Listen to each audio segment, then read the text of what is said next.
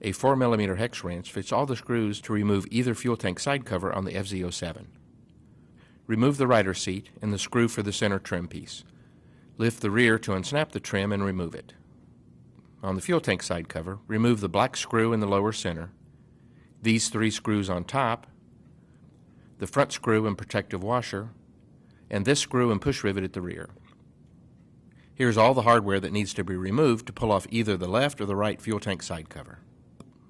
Pull the bottom edge of the side cover loose from the 3 rubber grommets, front, middle, and rear.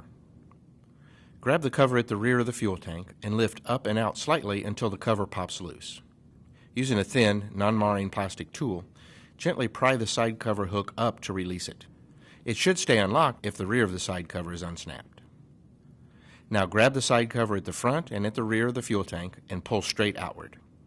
The front rubber grommet will probably stay attached to the side cover. Remove and reinstall it on the fuel tank trim piece.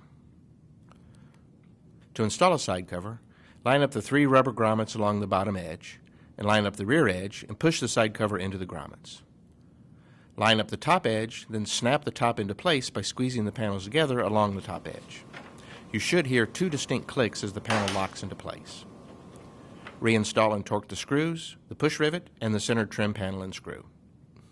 Note that the junction of the side cover and the rear cowling will not be completely flush with each other. It's normal to have about a 3/8 of an inch gap when properly installed.